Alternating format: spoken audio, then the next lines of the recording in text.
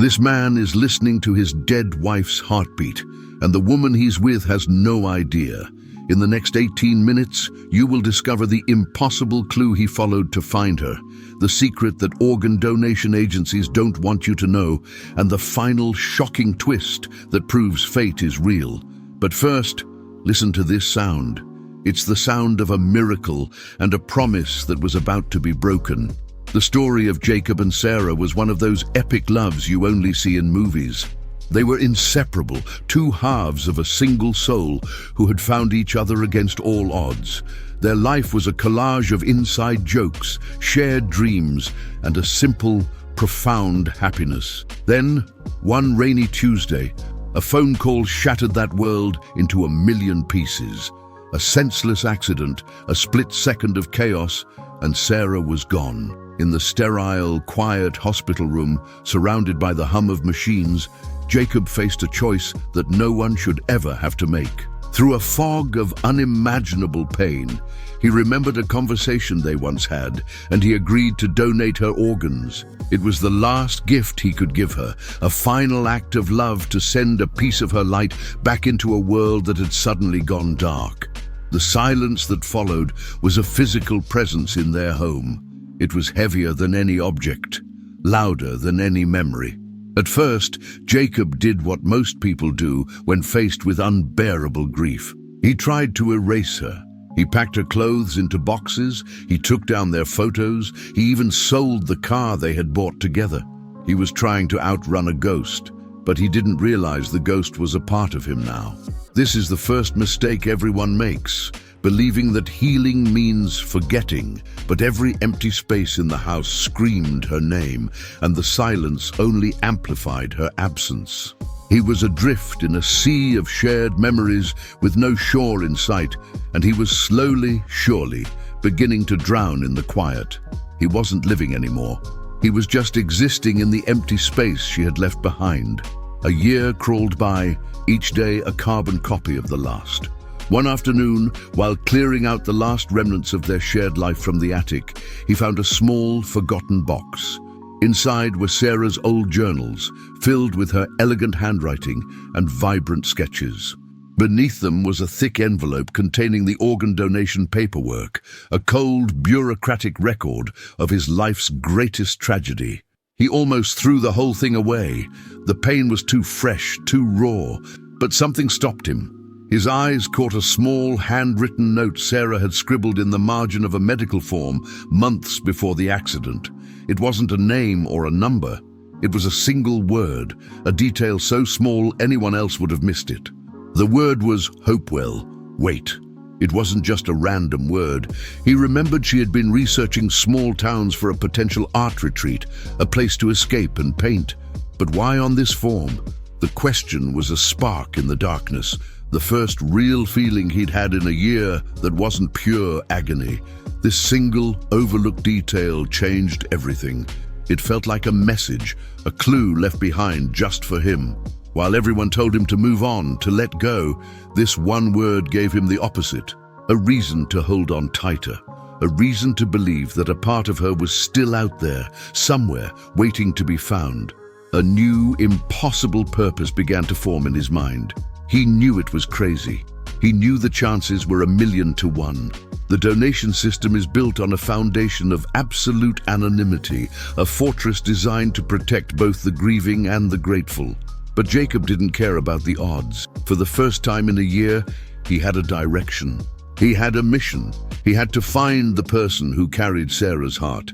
He wasn't looking for a replacement, and he wasn't trying to reclaim what he'd lost. He just needed to know that her sacrifice had meant something. He needed to hear that steady, familiar rhythm one more time, to know that the most beautiful part of his world was still beating, somewhere, out in the world. His quest didn't start with a plan. It started with a town's name and a desperate, illogical hope. Jacob arrived in Hopewell with nothing but a name on a map and a hole in his soul. The town was small, quaint, the kind of place where everyone knows everyone's business. He quickly discovered the hard truth. Organ donation networks are fortresses of privacy. He called the regional agency, he visited the local hospital, and everywhere he went, the door was politely but firmly shut in his face. They spoke of confidentiality, of ethical guidelines, of protecting the recipient from the emotional weight of their gift. He was hitting a wall of bureaucracy, a system designed to keep people like him out.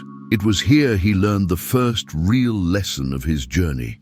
He'd been clinging to the past so tightly, he was suffocating his own future. He realized he wasn't just looking for a heartbeat. He was desperately searching for a reason to have his own. Instead of asking direct questions, he started listening. He became a fixture at the local diner, nursing the same cup of coffee for hours, absorbing the town's gossip and stories. He spent afternoons in the library, poring over old newspapers, not looking for a name but for a narrative. He was searching for a story of a miracle, a tale of someone who had been given a second chance at life around the same time Sarah had passed. And then he heard it. A whisper at first, then a full-blown story.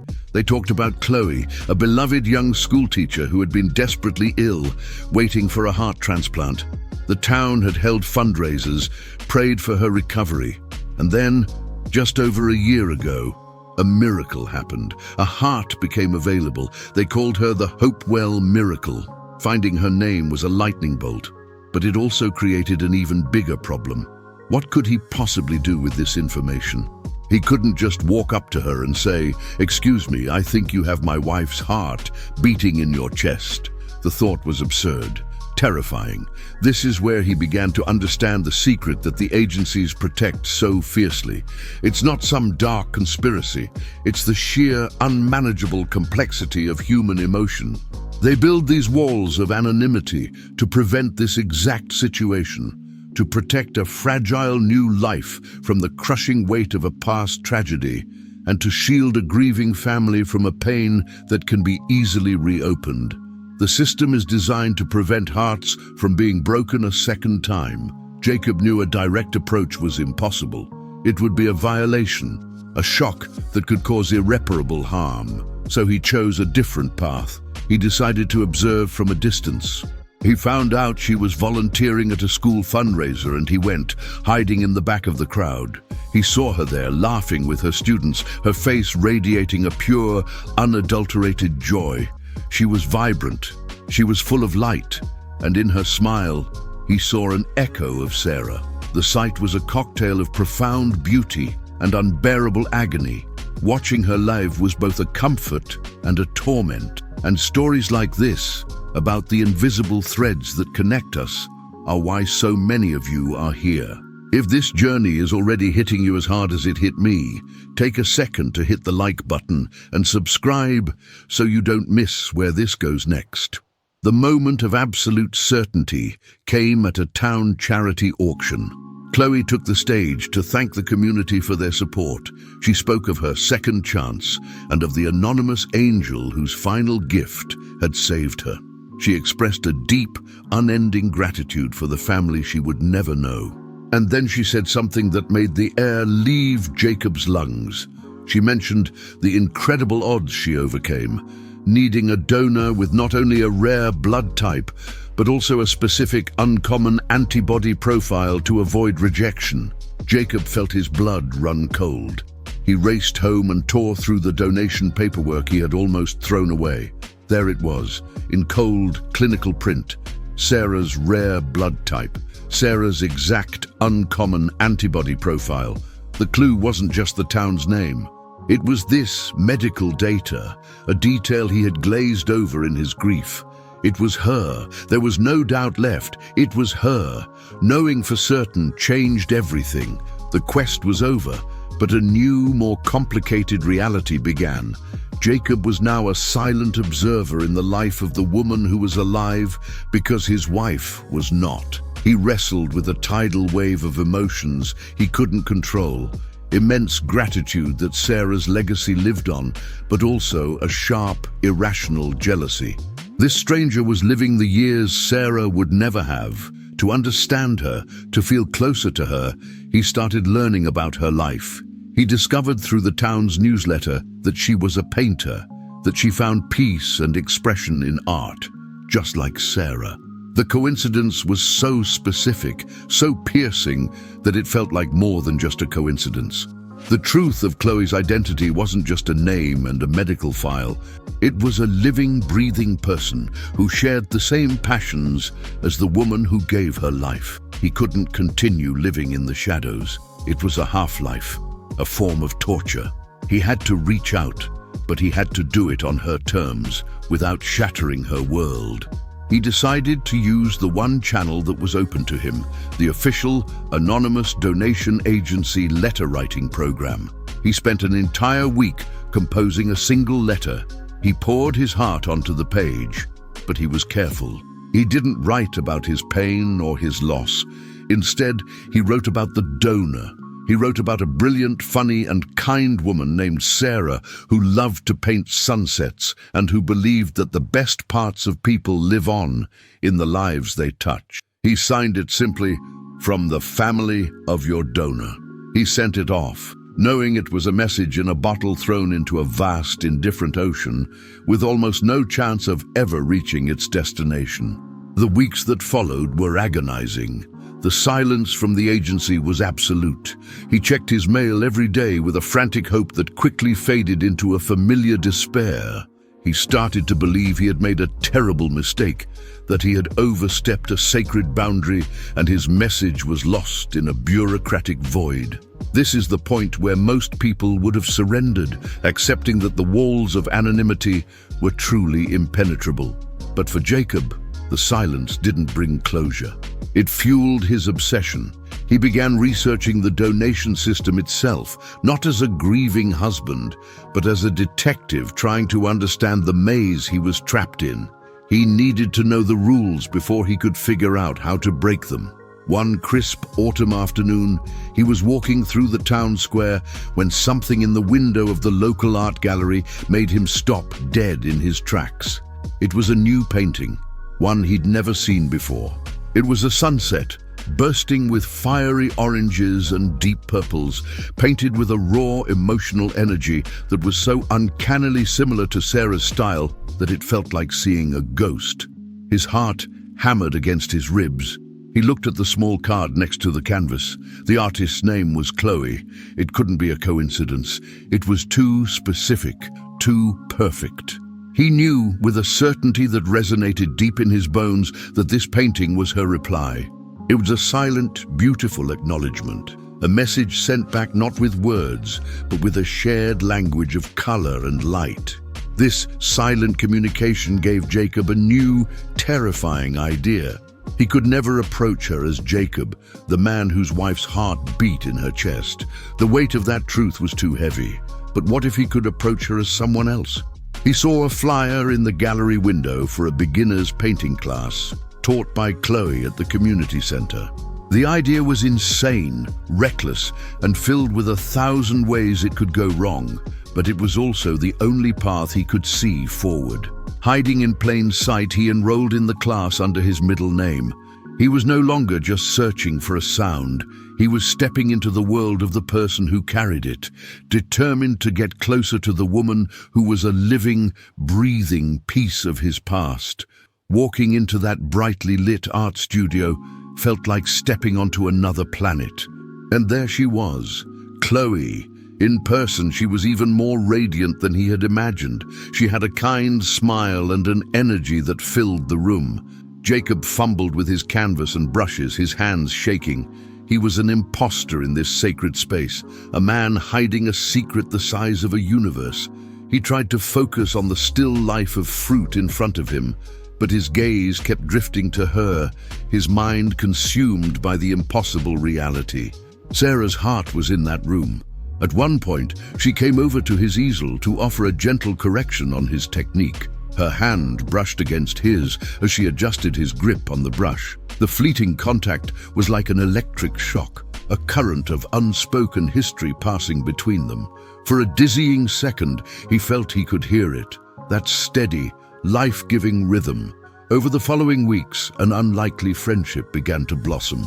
He was James, the quiet man in the back of the class, and she was the patient teacher who saw a flicker of talent in him.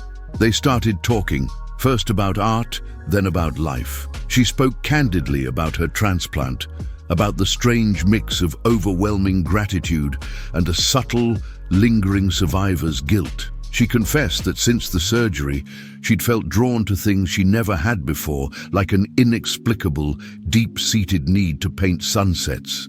Every word was a revelation to Jacob, a piece of a puzzle falling into place. It was here he finally understood what the agencies tried to manage, not just privacy, but the profound, mystical connections that defy science. They tried to prevent this very scenario, where two lives become so deeply and beautifully entangled by a single heart.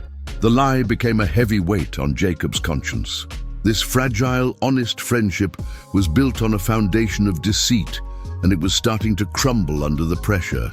He couldn't dishonor Sarah's memory or Chloe's gift by hiding anymore. One evening, as they were cleaning up after class, the studio empty and quiet, he knew the moment had come. His heart pounded in his ears as he finally told her the truth. He started with his real name. He told her about Sarah, about her passion for art, about the accident, and finally about the anonymous letter. He laid his soul bare, expecting her to recoil in fear or anger. He braced himself for the end of their connection, for the final door to slam shut. Chloe stood frozen, her eyes wide with a mix of shock and something else he couldn't decipher. Tears welled up and traced silent paths down her cheeks. The silence stretched for an eternity. He thought she would run. He thought she would scream, but she didn't. Instead, she slowly put down the brush she was holding, took a deep breath, and did something utterly unexpected. She reached out, took his trembling hand, and gently placed it flat against her chest. "I think," she whispered, her voice thick with emotion, "this is what you've been looking for." And then he felt it. Beneath his palm, a steady, strong, and deeply familiar beat. Thump, thump, thump, thump. It was Sarah's heart. It was the sound of sacrifice, the sound of hope, the sound of a love that had refused to fade into silence. In that single, breathtaking moment, 12 months of pain, anger, and desperate searching dissolved into a profound and overwhelming sense of peace. It was never about possession or trying to reclaim a piece of his past. It was about connection. It was about acceptance. He had discovered the true secret to connecting with a donor's legacy. It wasn't about breaking rules or finding a person. It was about having the courage to share a story with raw, vulnerable honesty and trusting the other person to meet you there. They stood in the quiet art studio, two strangers bound by a miracle, a shared heart beating between them, creating a new and sacred bond that neither of them could have ever imagined. Their lives after that moment settled into a new kind of normal, a relationship that defied any easy label. It wasn't romance. It was something more like family, a deep and soulful kinship forged in the crucible of loss and rebirth. Jacob became a fixture in Chloe's life, and she in his. He helped her tend to the garden she had planted, and she pushed him to pick up a paintbrush again, not to imitate Sarah, but to find his own voice on the canvas. He found a new kind of joy, not in looking backward, but in watching Sarah's final gift create so much beauty in the world. The main loop of his journey was complete. He had found the woman with his wife's heart, and in doing so, he had finally found a way to let his own heart start beating again. One evening, as they sat on her porch watching the sun dip below the horizon, Chloe asked him to tell her more about Sarah. He brought over a box of Sarah's old journals the next day. Together they carefully turned the pages, Jacob sharing stories behind the sketches and entries. They felt Sarah's presence in the room with them, a warm and loving energy. Then they found an entry written just a few days before the accident. In it, Sarah described a strange and vivid dream, a feeling that her time on Earth was coming to an end. But she wrote that she wasn't afraid. Her only wish, she wrote, was that if anything should happen, her life could somehow give another person the chance to see more sunsets. The words were a gut punch, a beautiful, heartbreaking validation of their entire impossible journey. As Jacob was packing up to leave that night, feeling a sense of closure he never thought possible, Chloe stopped him at the door. She seemed hesitant, a little nervous. "There's something I've never told anyone," she said softly. "Not my parents, not even my doctors. I thought they'd think I was crazy." She reached into her wallet and pulled out a small, faded photograph, its edges soft with time. It was a picture of her as a little girl, maybe 7 or 8 years old, smiling on a beach with her family. Jacob smiled at the image, but then Chloe pointed to the background. There, slightly out of focus, but completely,